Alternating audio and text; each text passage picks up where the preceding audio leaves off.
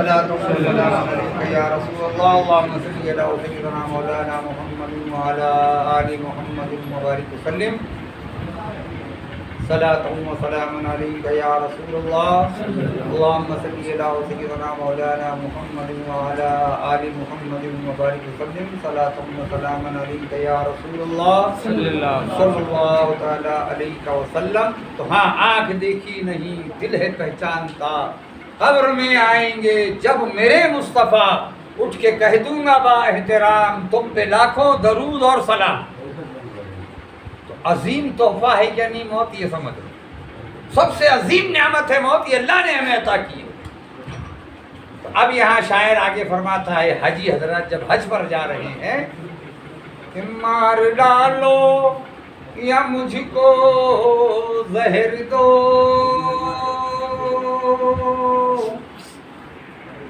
مار ڈالو یا مجھ کو زہر دو، ظالموں جتنا چاہو ستا لو، مار ڈالو یا مجھ کو زہر دو، ظالموں جتنا چاہو ستا لو، چھٹ سکے گا نہ نام محمد، سانس جب تک لیتا رہوں گا صلی اللہ تعالی علیہ وسلم. آج وہ وقت آ گیا مسلمانوں، سمجھو اللہ کے پیارے حبیب صلی اللہ علیہ وسلم کا فرمان عالی شان ہے. تمہارے ایمان کی نشانی یہ ہے کہ تم کلمہ شہادت اشہد ان لا الہ الا اللہ وحدہ لا شریک لہ واشہد ان محمدا عبدہ ورسولہ پڑھ کر اسلام میں داخل ہوئے کہ اللہ کے سوا کوئی معبود نہیں. گواہی دے رہے ہو، گواہی دیتا ہوں کہ اللہ کے سوا کوئی معبود نہیں اور محمد صلی اللہ علیہ وسلم اللہ کے رسول ہے. اللہ ایک ہے، اللہ کا کوئی شریک نہیں ہے. ہم نے گواہی دی تب ہم صاحب ایمان بنے اور پھر پڑھا لا الہ الا اللہ محمد رسول اللہ صلی اللہ علیہ وسلم. اب یہ جو شعر پڑھا گیا کہ مار ڈالو یا مجھ کو زہر دو، کبھی ان صحابہ کرام رضوان اللہ تعالی علیہم اجمعین کے زندگی پر بھی غور کیجیے. مسلمانوں، اسلام اتنا آسان مذہب نہیں ہے جتنا آسان ہم سمجھ رہے ہیں. اتنے آسانی سے اسلام کا معاملہ جو تو بڑا نہیں ہے. کم سے کم اگر پڑھنے والے نہیں بنے تو سننے والے بن جاؤ تاکہ سمجھ میں آئے کہ اسلام نے جو تو کتنی تکلیفیں اٹھائی اور تکلیفیں اٹھانے میں صحابہ اکرام رضوان اللہ تعالی علیہم اجمعین کی ذات بابرکت سب سے افضل و اعلیٰ ہے. اب اس میں صحابہ اکرام کی ذات میں سب سے افضل و اعلیٰ ذات ایک اور بھی ذات ہے جس ذات کو حضرت سیدنا بلال حبشی رضی اللہ تعالیٰ عنہ کہا گیا ہے. وہ بلال کہ جب بلال نے ایمان لایا تو جانتے ہو آپ کا جو سیٹ تھا جسے عرب کی سرزمین پر عربی زبان میں آقا کہتے ہیں، مالک کو آقا کہتے ہیں. ہمارا مالک تو مالک کائنات اللہ رب العزت کی ذات ہے، لیکن ایک دوسری زبان یہ بھی کہ تمہارا مالک کون ہے، کس کے پاس کام کرتے لو میں فون لگاتا، ایسا ہوتا نا. تم کس کے پاس نوکری کر رہے تو اسے بھی ہم مالک کہتے ہیں جس کے پاس ہم نوکری کر رہے ہیں. تو ان کا ایک جو تو آقا تھا جن کے پاس بلال حبشی غلام خریدے گئے. جب اس آقا کو پتہ چلا، بلال کے آقا کو، بلال کے اس سیٹ کو کہ یہ ایمان میں داخل ہو گیا اور اپنے باپ دادا کا مذہب چھوڑ دیا، تو جانتے ہو مسلمانوں کہ بلال حبشی کو جو تکلیف دی گئی اس پر یہ شعر پڑھا گیا کہ مار ڈالو، جان لے لو، ظالموں کتنا ستا لو، لیکن اب لا الہ الا اللہ محمد رسول اللہ میں نے تو نہیں چھوڑوں گا. تو بلال حبشی کو کوڑے برسائے جاتے تھے ننگی پیٹھ پر. کوڑے جسے شاید کوڑلا بھی کہہ سکتے ہیں آج کی زبان میں ہم آپ کے سمجھنے کے لیے، بیل کو مارنے کا چابوک کوڑلا ہے نا. کوڑے برسائے جاتے تھے اور وہ کوڑے جب آپ کے پیٹھ پر پڑتا تھا وہ کوڑا تو چمڑی لے کر نکلتا تھا. اور اس چمڑی نکلی ہوئی پیٹھ پر نمک کا پانی ڈالا جاتا تھا. اللہ اکبر کبیرہ. کیسی تکلیف برداشت کی صحابہ نے، ذرا سوچو تو صحیح.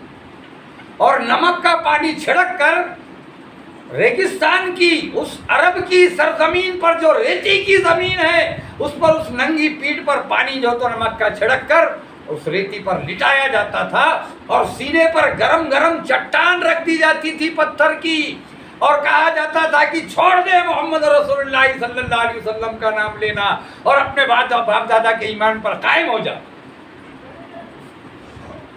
قربان جائیے بلال حبشی کی جو تو اس ایمان کو. جب دیکھیے سونا ہی کسوٹی پر پرکھا جاتا ہے، یہ ذہن میں رکھنا.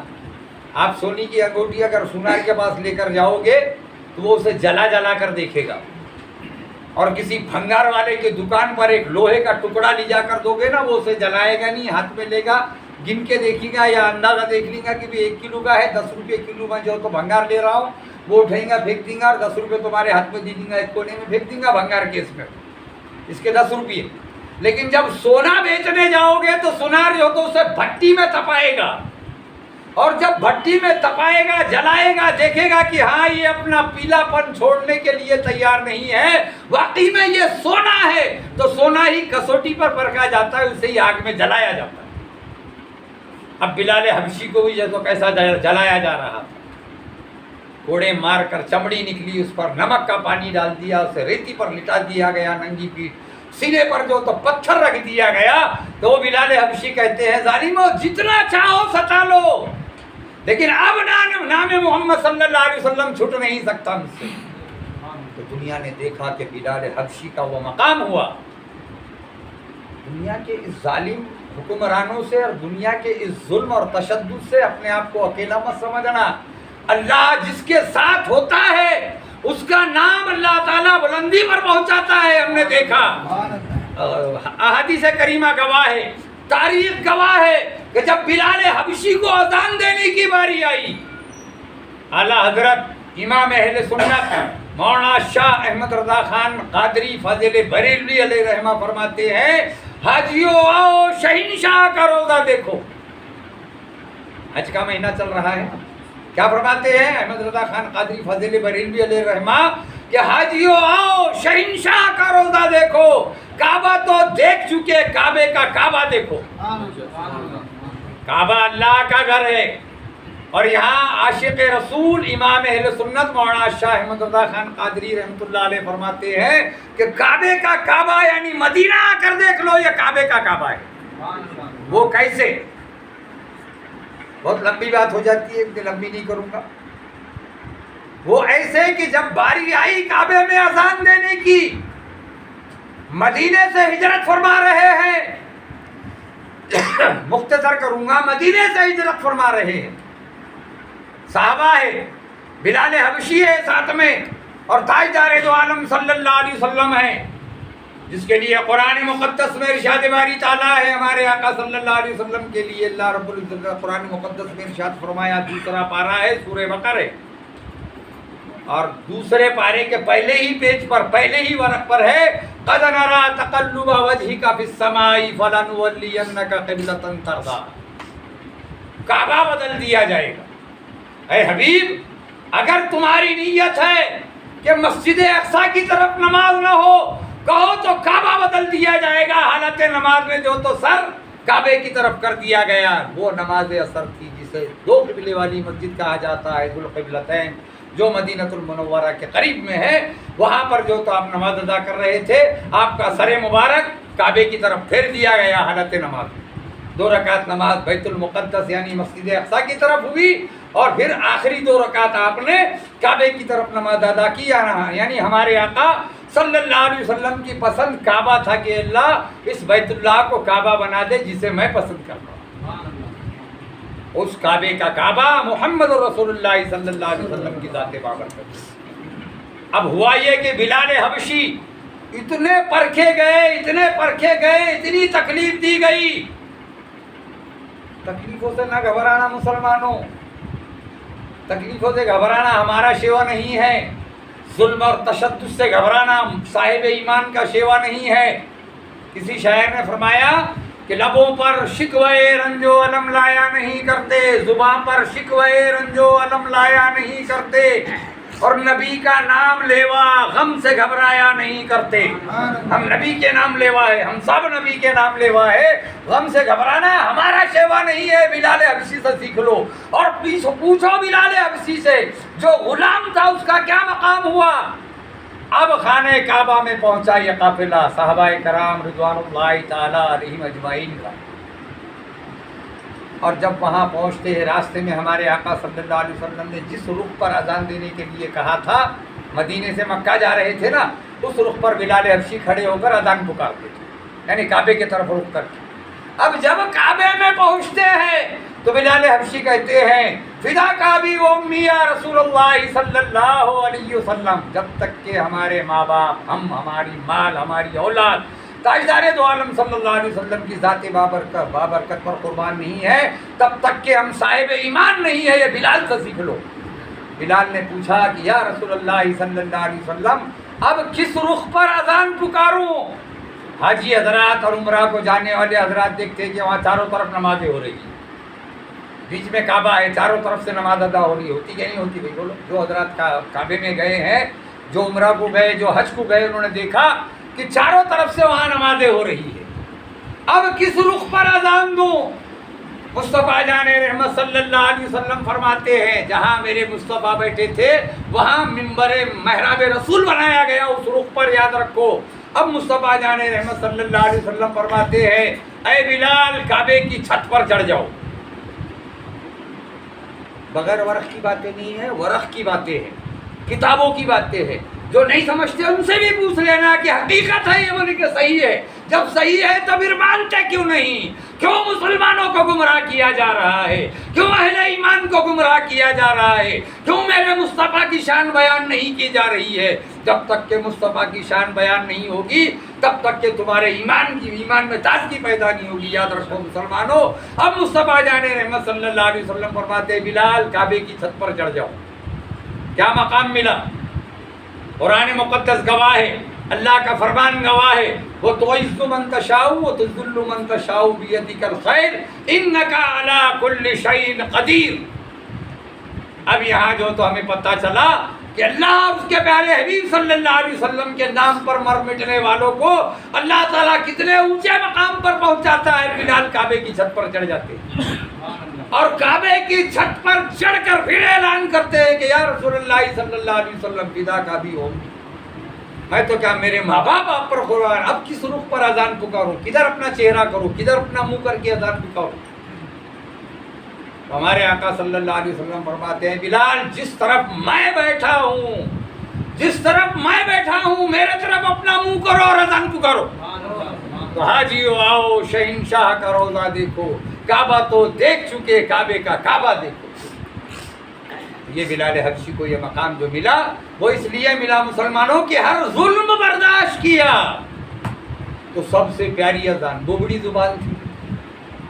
زبان کو نہیں دیکھتا اللہ تعالیٰ، دلوں کو دیکھتا ہے، یاد رکھنا۔ دلوں کو دیکھا اس نے، زبان کو نہیں دیکھا۔ لکونت تھی آپ کی زبان میں، آپ کے الفاظ بھی صحیح نہیں نکلتے تھے۔ وہ بڑے آدمی کے الفاظ صحیح نکلتے، کہتے کیوں نہیں؟ الفاظ صحیح نہیں نکلتے اس کے۔ لیکن یہاں بلال حبشی کی اذان کا وہ مقام ہے کہ جنت الفردوس میں بلال حبشی کی اذان جو تو سنائی دے رہی ہے۔ اور جب ہمارے آقا صلی اللہ علیہ وسلم معراج کا سفر کر رہے ہیں اور جب جنت الفردوس میں داخل ہو رہے ہیں تو چلنے کی آواز آ رہی ہے۔ جب جو چلنے کی آواز سے ہمارے آقا مصطفیٰ جان رحمت صلی اللہ علیہ وسلم حضرت جبرائیل سے پوچھتے ہیں اے جبرائیل یہ جو پیروں کے چلنے کی آواز آ رہی ہے یہ تو میرے بلال کے چلنے کی آواز ہے۔ پہلا بلال داخل ہو رہے جنت الفردوس میں، یاد رکھیے مسلمانوں۔ تو یہ عشق رسول کی کسوٹی پر پرکھ کر اترنے کا نتیجہ تھا۔ اب یہاں فرمایا مار ڈالو یا مجھ کو زہر دو، ظالموں جتنا چاہو ستا لو، چھٹ سکے گا نہ نام محمد صلی اللہ تعالیٰ علیہ وسلم، سانس جب تک ہے لیتا رہو۔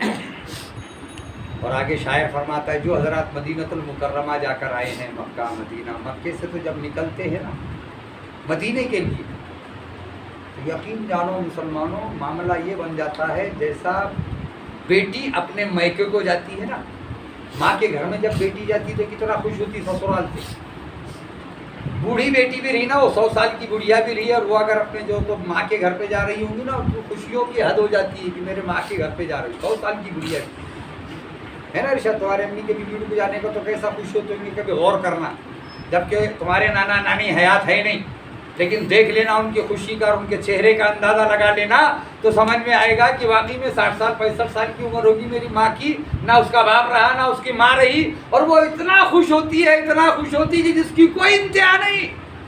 क्यों? तो अपने माँ के घर जा रही है।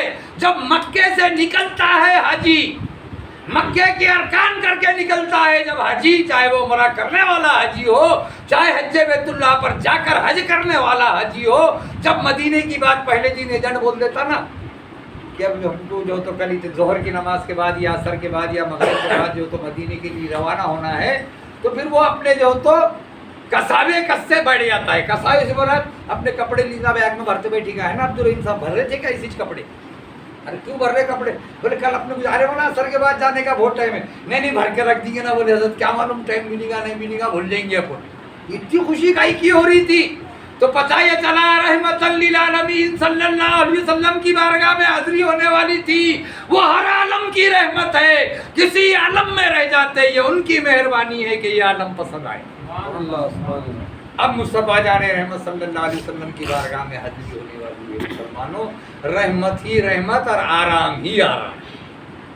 नंगे पैर फिरे हमें ना, अब्दुल रहीम साहब फिरे ना मेरे साथ नंगे पैर, और अगर पैर जल रहे, बोला चल पैर जलने दे, कुछ नहीं होता। कभी कभी मैं मोहब्बत में डांट भी देता हूँ, क्या बोलो चलो चलो चलो। नंगे पैर हम मदीने की गलियों में फिरे, आए समझ, इसलिए कि मेरे आका सल्लल्लाहु अलैहि वसल्लम वहाँ फिरते थे ना, तो फिर चप्पल पहन के क्यों फिरे? तो इसलिए हम नंगे पैर चलते थे मदीने की गलियों में, ताकि खुद सुन्नत रसूल अदा हो जाए। तो मुसलमानों, बिलाल हबशी का वो इश्क और मोहब्बत का मामला था। अब यहाँ शायर आगे फरमाता है, मदीने में जब पहुँचते हैं तो क्या हालत बनती है। हमारी भी वही हालत बनी थी, मदीने में गया सब भूल गए थे हमने, हिंदुस्तानी में है, हमारी बीवी है, हमारे बच्चे हैं, हमारे रिश्तेदार है, हमारे मुरीद है, हमारे चाहने वाले हैं, हमारे दुश्मन है, सब भूल जाते मदीने में गए बाद में। फिर वहाँ सिर्फ एक ही आरज़ू होती है कि या रसूलुल्लाह सल्लल्लाहु अलैहि वसल्लम, अब हम जब मदीने में आ गए हैं तो अल्लाह हमें यहाँ मौत नसीब फरमा, और 2 गज ज़मीन जन्नतुल बकी में या तेरे प्यारे नबी सल्लल्लाहु अलैहि वसल्लम के कदमों में नसीब फरमा। किसी शायर ने कहा था ना, धूम से निकले मेरा जनाजा और मैयत मदीने को जाए, ऐ खुदा इल्तिजा है ये मेरी इश्क़ अहमद में यूं मौत आई। तो वहाँ मौत आने की दुआएं कर रहे, अब सब भूल जाते। जवान भी है तो भूल रहा, बूढ़ा भी है तो भूल रहा, बच्चा भी है तो भूल रहा, वो सोच रहा यही जो तो हम मदफन हो जाए। क्यों? अब समझ में आया वहाँ पे कि ये शायर फरमाता है कि आ गया हूँ मैं मंजिल पे अपनी, मदीने में गए बाद, आ गया हूँ मैं मंजिल पे अपनी, छोड़ दो अब मदीने में मुझको, छोड़ दो मैं मंजिल पे आ गया।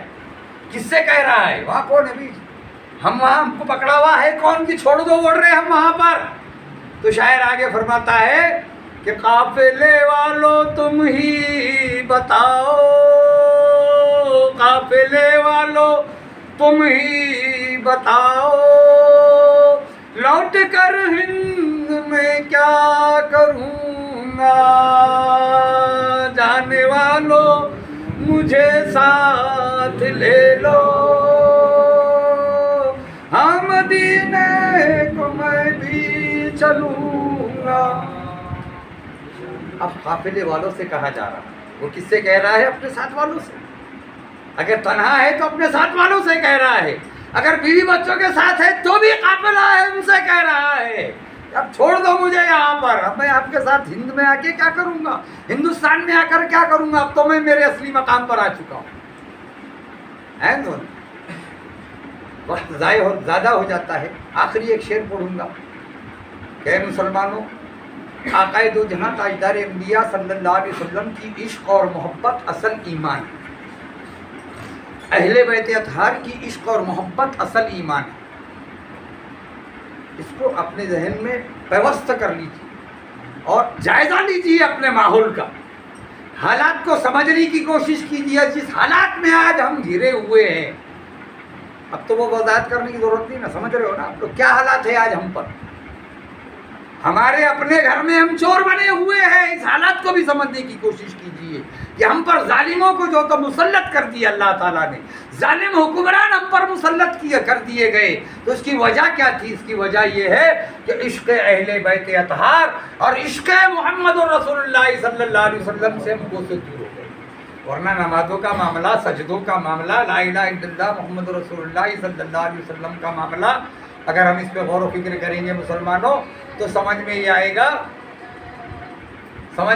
گا ہمارے اور آپ کے کہ ہمیں جو ہو تو یہ تمام چیزیں جو تو نارے دوزخ سے نہیں بچائے گی. نارے دوزخ سے اگر بچنا ہے ہمیں تو عشق محمد عربی صلی اللہ علیہ وسلم اور عشق اہل بیت اطہار ہمیں ضروری ہے, تب ہم نارے دوزخ سے بچیں گے. ورنہ یزیدی لشکر بھی جو تو 22,000 کی فوج میں نماز پڑھتا تھا نا, یزید نماز نہیں پڑھتا تھا. یزید مسلمان تھا, آپ لوگوں کو معلوم ہونا چاہیے. کربلا کے دھرتی پر جو سانحہ پیش آیا, جو امام حسین علیہ مقام علیہ الصلوۃ والتسلیم اور ان کے 72 رفقاؤں کو شہید کیا گیا. اے مسلمانوں, میں یہ چاہتا ہوں کہ تم بھی وہ 72 والے بن جاؤ, تم بھی ان 72 میں شامل ہو جاؤ. 22,000 میں شامل ہونے کی کوشش مت کرنا. 22,000 میں شامل ہونے کی کوشش کریں گے تو یزید کا نام مٹ گیا, حسین کا نام زندہ ہے. گھر گھر حسین زندہ ہے, یزید نہیں ہے کسی گھر میں مسلمان کے. کیا ہے بولو, تمہارے گھروں میں کسی کے گھروں میں یزید نام ہے کیا؟ ہے بیٹا آپ کے گھروں میں؟ کہاں سے آپ؟ اورنگ آباد. آپ کہاں سے؟ شرور سے. آپ کے گھروں میں ہے یزید کا نام ہے؟ کسی کے گھروں میں یزید کا نام ہے؟ نہیں ہے. ہاں, حسین کا نام ہے, حسن کا نام ہے, علی اصغر کا نام ہے, علی اکبر کا نام ہے, حضرت عباس کا نام ہے, سکینہ کا نام ہے, زینب کا نام ہے بچیوں میں, ہے نا. یہ تمام نام باقی ہے, لیکن کسی کے گھر میں یزید, شمر اور لعین نام نہیں ہے مسلمانوں. تو اگر بچنا چاہتے ہو تو اہل بیت اطہار اور عشق رسول اپنے سینے سے جو تو ملوث فرما لو. انشاءاللہ العزیز یہ ظالموں سے نجات مل جائے گی. ظالموں سے اگر نجات چاہتے ہو تو عشق رسول اور عشق اہل بیت اطہار میں جو تو قائم ہو جائے. اب آگے جو تو آخری مصرع پڑھ کے جو تو ختم کر دوں گا. آخری مصرع نہیں ہے لیکن آخری مصرع کر رہا ہوں کہ ہمیں کیا کرنا ہے. پہلے لوگوں نے کیا کیا تھا, کبھی آپ نے غور و فکر کیا؟ دلی گئے کبھی آپ لوگ؟ دلی کوئی گیا اس میں سے؟ گئے ہوں گے بہت سارے لوگ دلی, اور وہاں گئے ہوں گے محبوب الہی نظام الدین اولیاء رحمۃ اللہ علیہ کے دربار میں گئے تھے. صدر صاحب گئے تھے ہمارے, ہے نا. ہم بھی گئے, شاید جو لوگ گئے ہوں گے وہ بھی گئے نظام الدین اولیاء کے دربار میں. نظام الدین اولیاء رحمۃ اللہ علیہ کے دربار کی اگر تاریخ دیکھے تو 750 سال پرانی.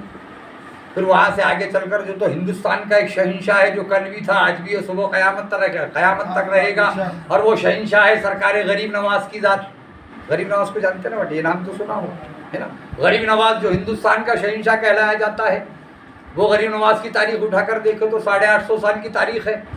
اب غریب نواز محبوب الہی نظام الدین اولیاء رحمۃ اللہ علیہ 800 سال, 850 سال, 900 سال پہلے کے بزرگان دین ہند کی سرزمین پر کل بھی شہنشاہ تھے اور آج بھی شہنشاہ ہے کہ نہیں؟ یہ بولو. صبح شام لنگر چالو ہے محبوب الہی کے دربار میں دلی میں, لنگر چالو ہے صبح شام آج بھی. کیوں تو ان کے دور میں بھی تھا, آج بھی ہے نا. بہت سارے لوگ بولتے ہیں ہم گئے تو وہاں لنگر کا کھانا کھاتے ہیں. لنگر بٹتا کیا وہاں پہ؟ بولے آنا حضرت, بہت اچھے سے لنگر بٹتا, مست آرام سے لنگر کا کھانا کھائے ہم نے وہاں پہ.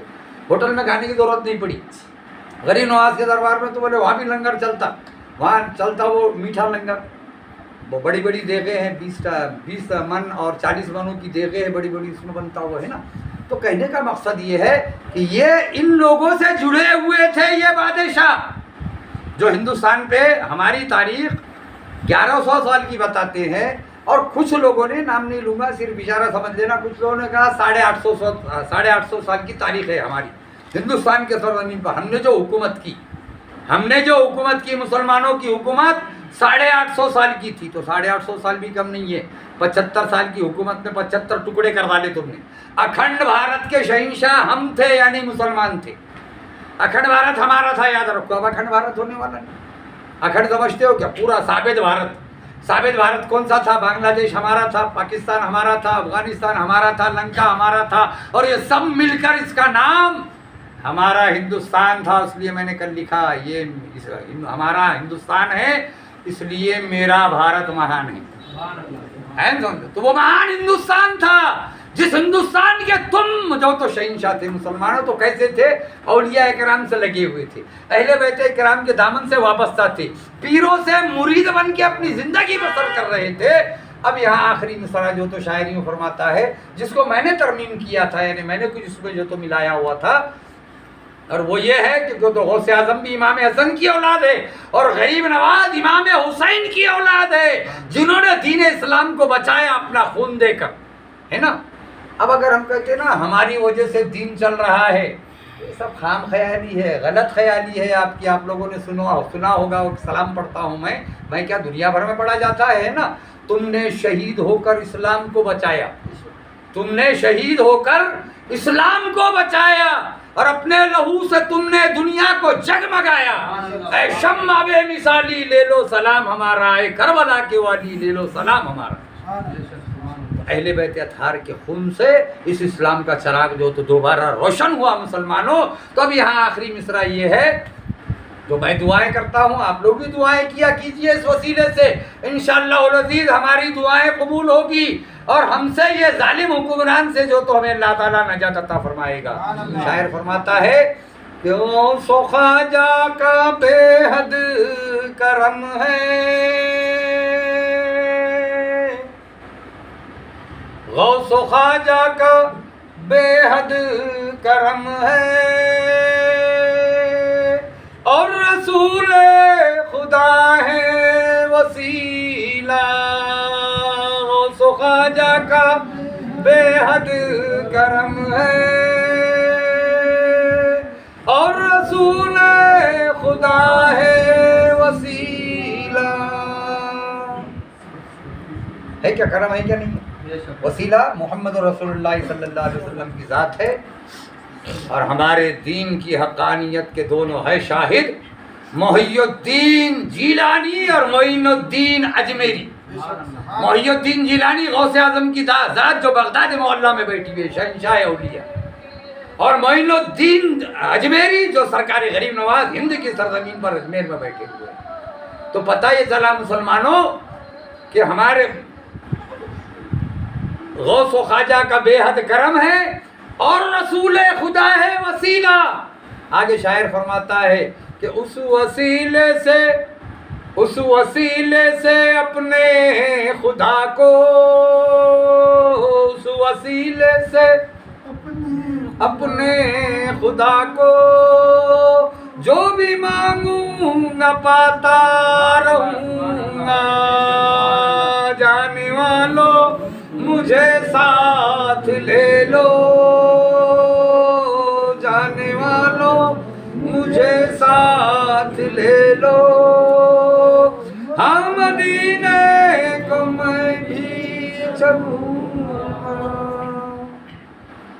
یہ خواہش رکھو, خواب دیکھو, انشاءاللہ العزیز اس خواب کی تعبیر پوری ہوگی, اور اللہ تعالی ہمیں اپنے جو تو مقدس گھر کعبۃ اللہ اور اپنے پیارے حبیب تاجدار دو عالم صلی اللہ علیہ وسلم کی مقدس شہر مدینۃ المنورہ اور گنبد خضرا کی حاضری نصیب فرمائے گا. اللہ کی بارگاہ میں دعا ہے کہ اللہ ہم تماموں کو ماہ شوال المکرم کے صدقے اور طفیل اپنے مقدس گھر خانہ کعبہ کی زیارت نصیب فرما, اور اپنے پیارے حبیب صلی اللہ علیہ وسلم کے مقدس شہر مدینہ کی زیارت نصیب فرما, اور ہم تماموں کی جائز تمناؤں کو, دینی مرادوں کو پوری فرما. قادری سلسلے کی برکت عطا فرما.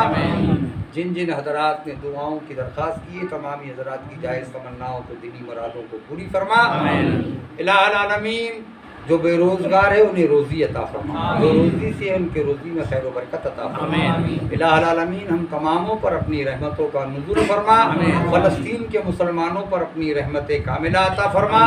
مسجد اقصی کو آزادی عطا فرما, اور ہم تماموں پر کرم فرما, رحم فرما, اور ہمارے ملک ہندوستان میں حفظ و امان یعنی امن اور شانتی عطا فرما.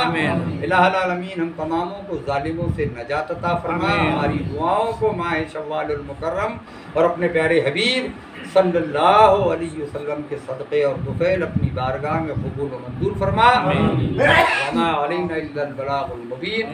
وآخر دعواہم ان الحمد للہ رب العالمین. ولا الہ الا اللہ محمد